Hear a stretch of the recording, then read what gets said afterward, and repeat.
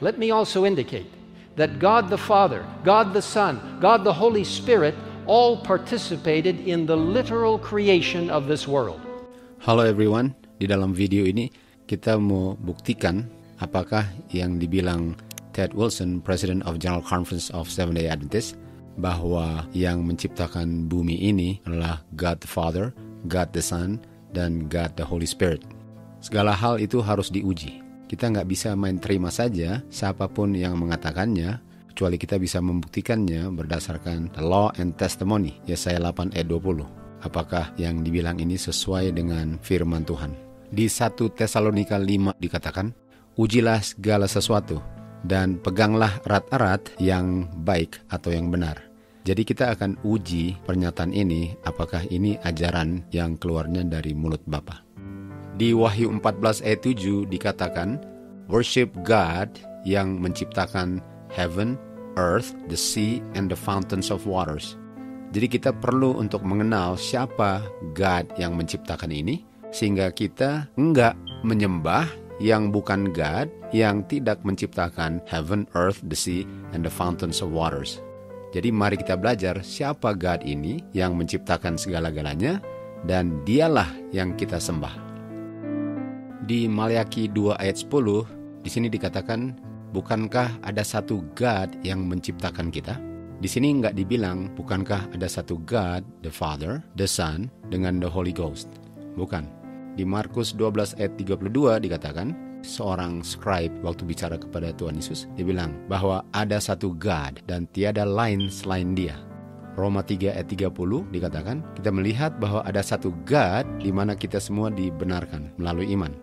Di 1 Korintus 8 ayat 6 dikatakan, Rasul Paulus bilang, ada satu God dan God itu adalah Father dan satu Yesus Kristus. Dan di situ bukan dibilang dia sebagai God. Satu God itu adalah Father. Efesus 4 ayat 6, satu God yang adalah Bapa. 1 Timotius 2:5, ada satu God dan satu perantara antara God dengan manusia. Jadi di ayat-ayat di Alkitab yang dibilang ada satu God, nggak pernah dibilang satu God itu adalah Bapa, Anak, dan Roh Kudus. Setiap kali dibilang satu God, bicara tentang Bapa. Di Filipi 2 ayat 6, kita lihat di sini Tuhan Yesus being in the form of God, to be equal with God, ayat 7, mengambil the form of a servant. Kata form ini bahasa Grekanya adalah nature. Jadi Tuhan Yesus dalam nature God, equal dengan God, tentu saja nature-nya equal dengan God, karena dia adalah anaknya Bapa. Sebagaimana anak punya nature sama dengan bapaknya, Tuhan Yesus adalah anaknya Bapa, itu sebabnya nature-nya sama dengan God. Dan di ayat 7, dia mengambil nature daripada manusia. Waktu Tuhan Yesus datang ke dunia ini, dia menjadi manusia, dan dia mengambil nature manusia. Pengertian ini sangat penting karena kita terapkan konsep ini di Yohanes 1 ayat 1 dan 14. Pada awalnya adalah firman. Firman bersama-sama dengan God, firman adalah God. Ayat 14, firman dibuat menjadi manusia. Jadi ini bahasanya sama dengan di Filipi 2, 6, dan 7. Pada awalnya adalah Kristus, Kristus anak God bersama-sama dengan God. Kristus punya nature adalah God. Dan ayat 14, Kristus mengambil nature flesh atau manusia. Jadi Tuhan Yesus itu adalah God nature-nya, tetapi Tuhan Yesus bukan God oknum kepribadian atau dia punya personality. Di Upward Look 367 dikatakan, the Lord Jesus Christ, satu-satunya anak Bapa yang dibegotten, adalah sungguh-sungguh God nature-nya, tetapi bukan God dalam personality atau individuality atau oknum. Jadi cuma ada satu God in personality, yaitu Bapa. Tetapi kalau bicara tentang nature, Tuhan Yesus God juga nature-nya. Tetapi cuma ada satu God in personality, Bapa. Contoh ini kita lihat di Kejadian 5 ayat 2. Pria dan wanita diciptakan dan mereka namanya Adam. Kita tahu yang pria adalah Adam, yang wanita adalah Hawa. Dan untuk dibilang bahwa mereka berdua namanya Adam, karena Adam artinya adalah manusia, nature-nya adalah manusia. Jadi Hawa adalah Adam dalam nature-nya, tetapi Hawa bukan Adam, dia punya personality. Jadi Hawa, istrinya Adam, adalah sungguh-sungguh Adam dalam nature-nya, tetapi bukan Adam dalam personality. Sama dengan Tuhan Yesus. Tuhan Yesus, the only begotten Son daripada Bapanya, adalah sungguh-sungguh God nature-nya, tetapi bukan God personality-nya atau oknumnya. Waktu Tuhan Yesus dibaptis oleh Yohanes Pembaptis di Sungai Jordan, terdengar suara dari surga yang mengatakan, "Inilah anakku yang kukasihi." Jadi kita tahu yang berbicaralah Bapa karena dia bicara tentang anaknya yang dia kasihi. Di Testimoni 8 halaman 268 dikatakan, God adalah Bapa daripada Kristus, Kristus adalah anak daripada Bapa. Di buku Upward Look, the Lord Jesus Christ yang adalah satu-satu anak begotten God atau Bapa adalah sungguh-sungguh God dalam nature-nya, tetapi bukan dalam personality-nya. Jadi waktu Bapa bilang ini adalah anakku yang kukasihi, Bapa benar-benar bicara kepada anaknya, bukan bicara kepada God yang berperan sebagai anaknya, karena anaknya benar-benar anaknya Bapa. Di Ministry of Healing halaman 361 dikatakan di sini, suami dan istri memiliki kepribadian masing-masing, dan kepribadian suami beda dari kepribadian istrinya, sehingga suami bukan istrinya dan istri bukan suaminya. Di manuskrip 12/1895 dikatakan, kita semua memiliki individuality atau kepribadian masing-masing, di mana istri memiliki dia punya kepribadian sendiri, suami ada kepribadian yang tersendiri yang beda dari istrinya. Ini menunjukkan bahwa setiap manusia memiliki kepribadian atau personality. Sebagaimana Bapa adalah personality yang berbeda daripada anak, walaupun mereka sama-sama God nature-nya, tapi individuality atau personality-nya berbeda. Di Council for the Church dikatakan, Alkitab dengan jelas menjelaskan hubungan Bapa dengan Kristus. Masing-masing memiliki personality dengan individuality masing-masing. Sehingga Bapa bukan anaknya, anak bukan bapanya. Dan kalau dibilang tentang kesatuannya, dalam hal ini, kesatuannya itu adalah mereka punya nature. Dan nature mereka sama-sama God. Kita baca di Kejadian 1:1 dikatakan, in the beginning God menciptakan langit dan bumi. Pertanyaannya, apakah God yang kita tahu sebagai Bapa, personality Bapa lah yang menciptakan dan hanya dia sendiri yang menciptakan? Atau apakah ini termasuk anaknya yang nature-nya God? Di Kejadian 1:6 kita lihat, God berkata, mari kami membentuk manusia sesuai dengan kami punya image, sesuai dengan kami punya rupa.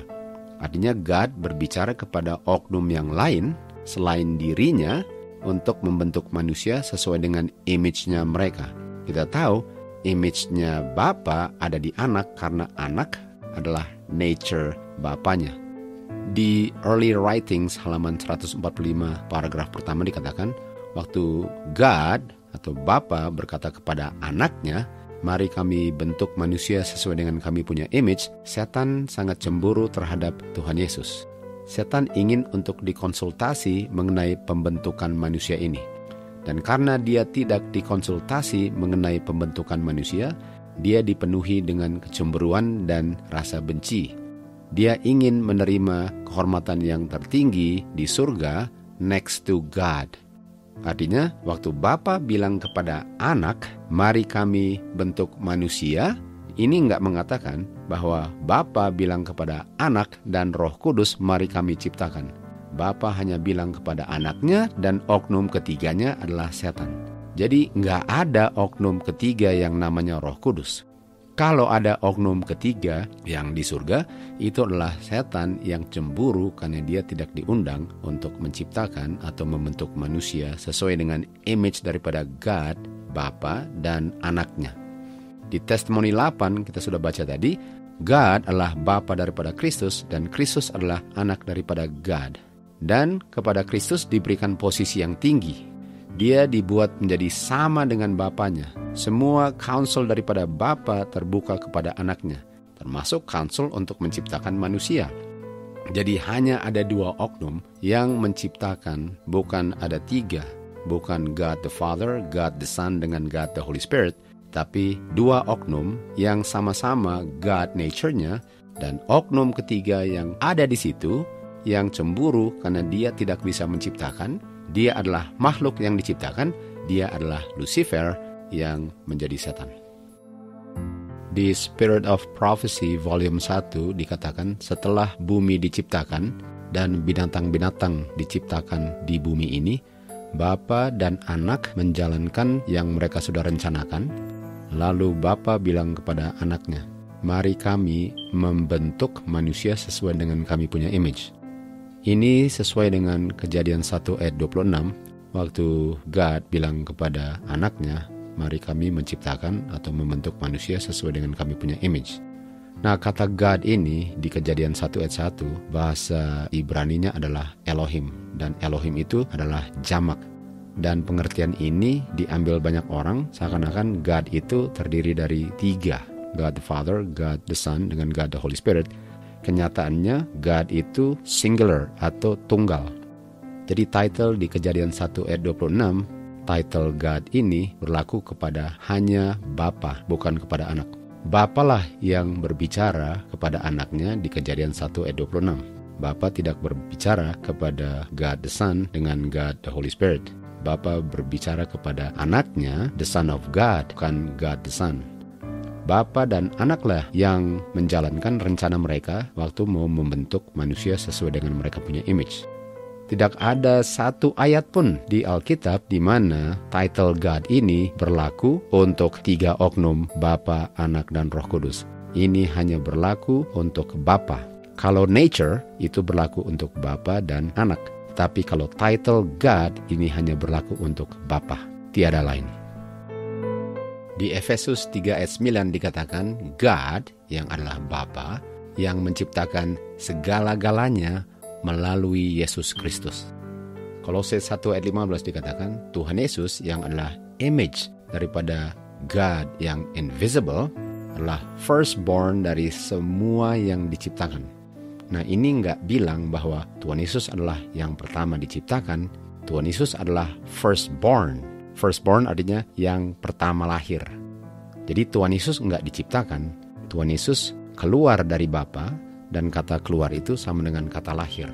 Di ayat 16, karena melalui Tuhan Yesus semua diciptakan, dan semua diciptakan melalui Tuhan Yesus. Ayat 17, Tuhan Yesus sudah ada sebelum semuanya yang diciptakan menjadi ada. Dan melalui Tuhan Yesus semua menjadi ada. Jadi Tuhan Yesus ini adalah pencipta segala-galanya, atau kita bisa bilang Bapa menciptakan segala-galanya melalui Tuhan Yesus. Dan Tuhan Yesus bukan makhluk yang diciptakan. Tuhan Yesus itu lahir, keluar, exersomai dari Bapa, tetapi dia tidak diciptakan karena dialah yang menciptakan segala-galanya.